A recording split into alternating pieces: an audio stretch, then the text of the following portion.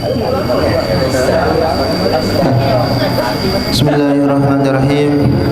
Assalamualaikum warahmatullahi wabarakatuh. Innal hamdalillah nahmaduhu wa nasta'inuhu wa nastaghfiruh wa na'udzu billahi min syururi anfusina wa min sayyiati a'malina may yahdihillahu fala mudilla lahu wa may yudlilhu fala hadiyalah. Asyhadu an la ilaha illallah wa asyhadu anna Muhammadar rasulullah nabiyya ba'd. Qala Allah ta'ala fil Qur'anil Karim, a'udzu billahi minasy syaithanir rajim. Bismillahirrahmanirrahim. Rabbi shrah li sadri wa yassir li amri wahlul 'uqdatam min lisani yafqahu qawli. Faqala aidan Rabbi shrah li sadri wa yassir li amri wahlul 'uqdatam min lisani yafqahu qawli.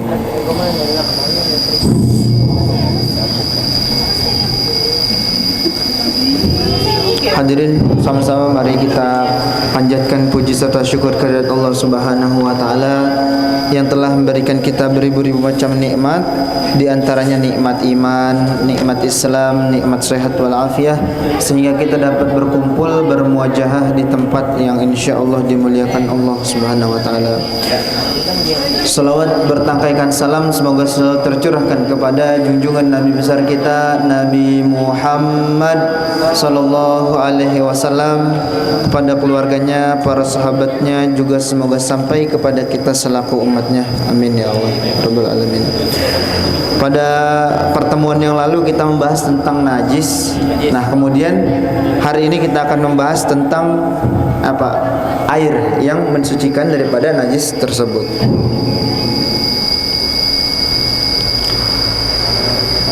Qala al-musannif rahimahullahu taala wa nafa'na bihi wa bi ulumihi fi darain amin. Al-ma'u qalil wa qasir. Jadi dalam segi membersihkan najis tersebut, di dalam kitab Safinah dijelaskan air itu ada yang takarannya sedikit dan ada yang banyak. Al-qalilu maduna kullatain. Nah, ini air yang sedikit ternyata dia ini sangat sensitif. Maksudnya sangat sensitif ketika kejatuhan najis yang bahkan tidak bisa merubah baunya, warnanya, rasanya, maka air tersebut menjadi mutanajis yang tidak bisa mensucikan. Yang tidak bisa mensucikan najis tersebut. Nah, ini hati-hati, biasanya tempat-tempat wudhu yang dari kaleng-kaleng itu yang kagak ditutup airnya, kalau kejatuhan tai cicak atau kepenceratan bekas wudhunya lagi, itu kan, itu menjadi air yang mustakmal. Airnya suci tapi tidak bisa mensucikan karena kejatuhan benda yang suci atau kejatuhan najis menjadi mutanajis itu. Nah, ini air yang sedikit ini waspada. Wa katsiru kullatani fa aktsara. Nah, kalau misalkan air yang banyak, takarannya dia lebih apa ya? Lebih mudah. Maksudnya kita nggak perlu khawatir. Semisal air tersebut lebih dari 2 kullah, maka ketika kejatuhan najis, ketika kejatuhan benda yang suci, maka tidak merubah air tersebut menjadi menjadi air yang mustamal atau menjadi air yang mutanajis. Kalau airnya lebih dari 2 kullah, maka kita aman. Mau air itu kejatuhan apa kek, selama enggak merubah baunya, warnanya, rasanya gitu. Nah, sekarang pertanyaannya, 2 kullah itu berapa? Jadi kalau dalam ukuran Baghdad ya, yaitu 250 liter. 520 berapa ya? 520 apa 250 liter ya?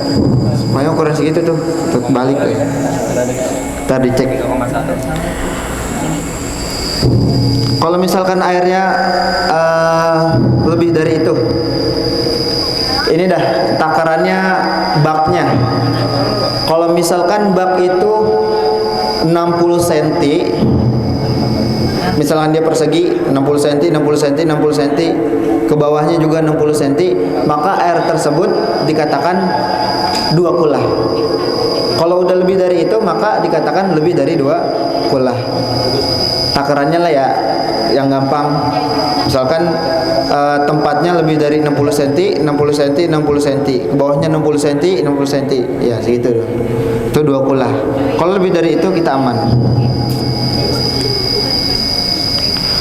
Al-qalilu yatanajjasu biwuqu'in najasati fihi wa in lam yataghayyara wal ma'u kasir. Nah, ini air yang sedikit itu yaitu yang kurang dari 2 kulah. Air banyak yaitu air yang ada 2 kulah atau lebih. Isi air panjang kolam 75 cm. Oh, 75 nih di kitab nih. 75 cm. Kali lebarnya 75, kali dalamnya 75 atau lebih. Oh, berarti bukan tadi 80 ya saya bilang ya. Ini dilebihin 5. Kalau ini kurang 5 nih 75. Tapi biar aman 80 aja. 80 80 80. Ya. Nah, ini dikatakan lagi nih. Air yang sedikit itu bisa menjadi najis sebab kejatuhan najis. Nah, ini sama yang kita jelasin. Meskipun air itu tidak berubah air yang banyak, tidak berubah warnanya, rasanya dan sebagainya. Nah, ini kenapa harus kita perhatikan? Karena ketika kita sholat membersihkan hadas kecil itu harus dengan menggunakan air yang suci, bukan air yang mustakmal, bukan air yang mutanajis.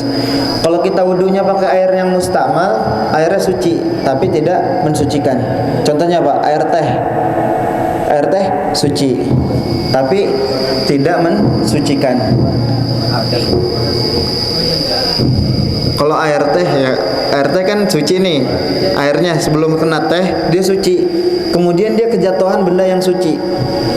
Teh suci kan, masih bisa dikonsumsi, suci lah, bukan najis. Maka ketika udah tercampur tuh air yang suci tadi dengan teh, warnanya berubah.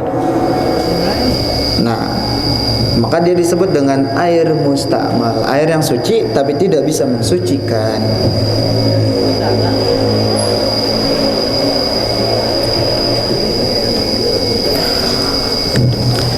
Al-katsiru yatanajjasu illa idza taghayyara ta'muhu aw launuhu aw rihuhu. Nah, air yang banyak itu tidak bisa najis kecuali apabila rasa, warna dan baunya air itu berubah. Makanya kalau kita di kali, sungai, di laut itu airnya suci. Bisa digunakan untuk mandi junub, bisa buat wudu. Meskipun ada yang suka kalau di kali ada yang pup gitu ya. Tapi kalau misalkan mengalir nggak jadi masalah karena airnya lebih dari 2 kulah dan mengalir. Nah, ya, tapi jangan pas lagi wudu lewat juga. Ntar kalau udah jauh itu wudu lagi dah.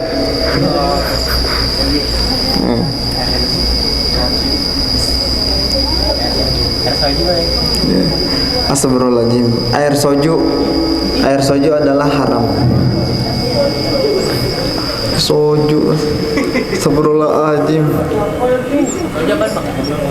So nggak tahu. Airman apa? Sepatu. Airman. Air Max ya. Ayo dah.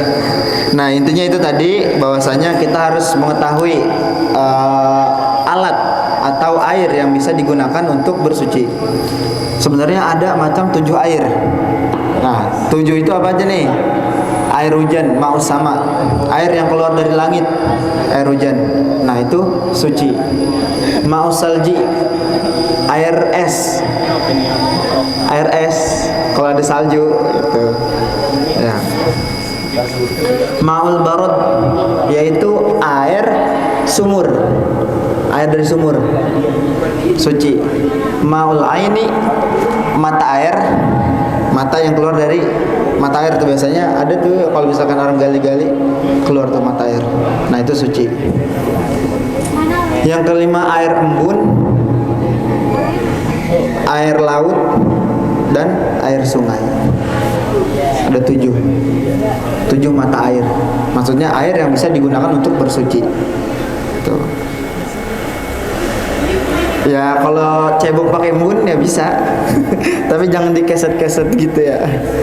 Gimana?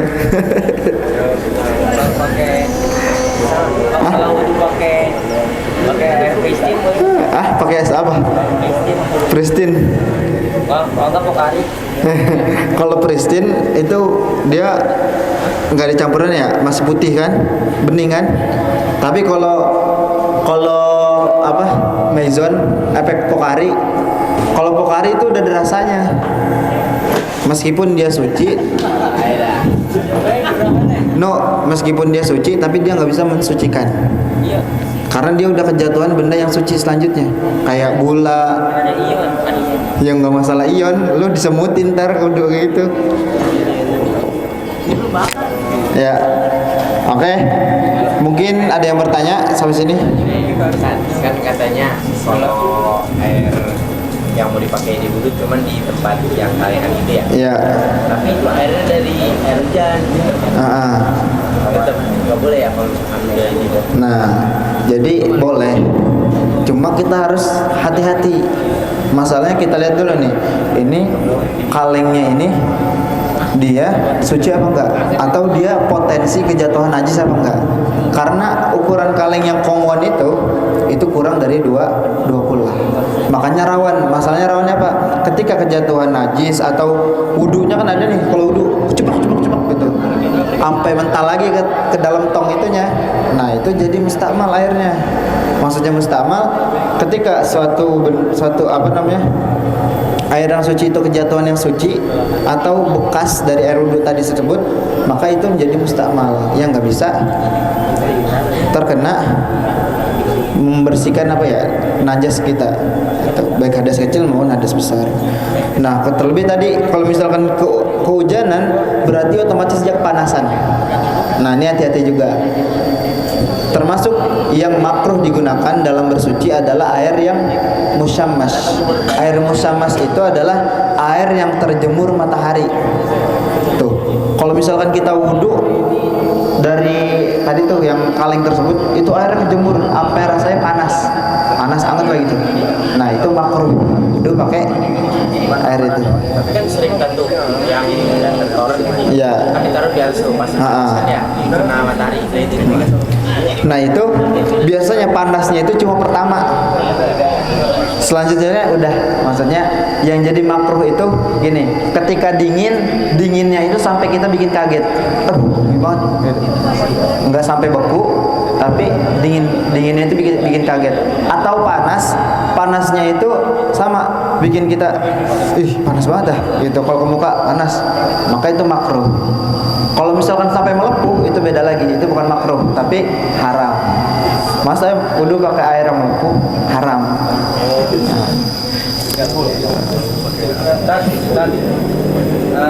Kalau di Jakarta tuh kan, itu kan ada air yang baunya bau besi ya. Bau besi ya. Yang Jakarta Barat tuh. Itu kalau misalkan kita pakai itu, suci apa enggak? Terus kalau misalkan kita nggak bisa pakai itu, kita boleh nggak tayamum?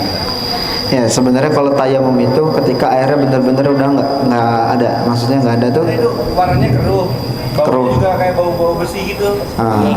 Ya itu harus tahu kadarnya, kadar air, maksudnya dia airnya banyak apa enggak. Tuh. Nggak apa-apa kalau misalkan airnya kan, misalkan airnya itu dia dari sumur nih langsung dari keran kan, nah itu nggak jadi masalah. Tapi kalau misalkan memang ada alternatif selain air itu tadi, nah, boleh pakai air yang lebih aktif, kayak misalkan aqua kan bisa tuh, aqua segelas juga bisa jadi buat wudhu. Kalau nggak ada lain-lain kan, kita boleh nggak tayamum? Boleh. Pakai air itu pengen muntah gitu.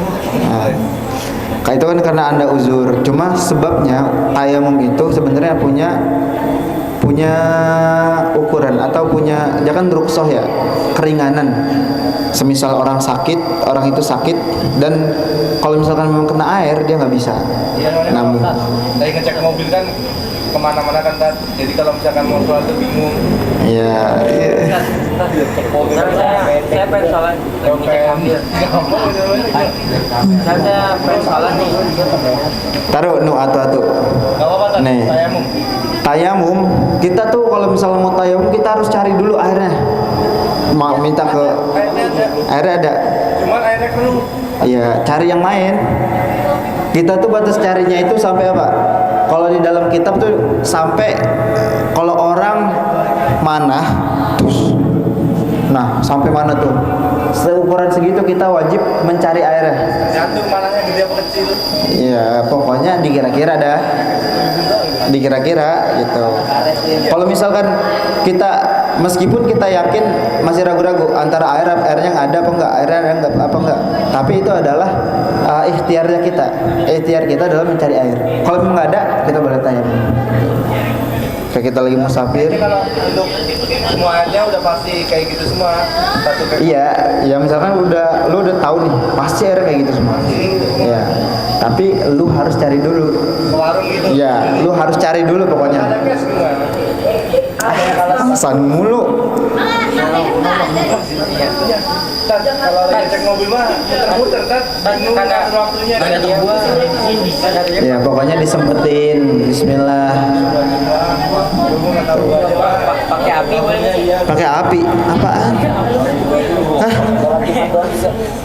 Apaan pakai api? Mana enggak, Dok? Ini tuh, misalnya lagi ngecek mobil, pakai air freon boleh? Kan air radiator. Air radiator. Air freon ada. Kan sholat, masa nggak boleh sholat? Ya sholat kan ada ketentuannya, ada syarat, ada rukunnya. Ya air radiator emang. Ya air kan namanya air tadi tuh. Air aki. Air yang bisa mensucikan ada 7. Air hujan, air mata air, air sumur, air es, Mata bisa nggak? air mateng. Air mata. Lu emang rujuk air mata lu? Ada aja lu. Air laut Boleh. boleh.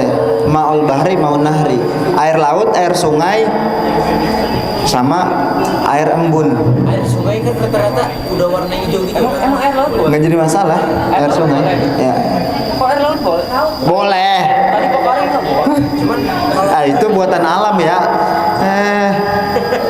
Bukan buatan manusia. enggak nih, saya campurin nih biar audionya ada experience-nya nih.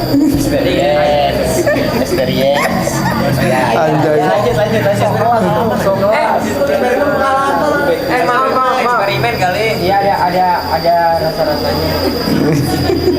Jadi dia mah. Terus lanjut. Ya boleh. Kalau air ente wudhunya di laut nih, ente tumpahin apa pokarenya di laut, ente wudhu pakai air laut, boleh. Terus kalau ini kan, kadang iya kalau mantap sih makanya. Apa? Ya udah deh, kan sungai itu kan berpotensi juga ya kalau kita kumpulkan ya. Iya. Bagian sungai yang udah hijau kayak gitu. Kan kadang-kadang ada kuman gitu, Ustaz. Itu bolehnya sih. Nah itu. Jadi kalau misalkan gini, kita kan punya pilihan ya. Maksudnya ini memang boleh, tapi ada nggak yang lebih baik dari ini? Itu. Kalau misalkan ada air yang lebih baik dari air itu untuk bersuci, kita sebagai yang punya akal ya pilihlah yang paling baik gitu. Kalau nggak ada, Iya, pantai. Tapi cari yang paling bagus gitu. Cari yang paling bersih. Itu. Oke? Ya. lagi. Kalau air Nanya mulu ini udah 15 menit nih. air freezer boleh nggak? Air freezer nggak boleh. Punya kulkas kagak punya sumur apa? Air kerasannya seger. Yaudah kita akhiri dengan doa kafaratul majlis. Subhanakallahumma wa bihamdika asyhadu an la ilaha illa anta astaghfiruka wa atubu ilaik. Mudah-mudahan manfaat. Wassalamualaikum warahmatullahi wabarakatuh.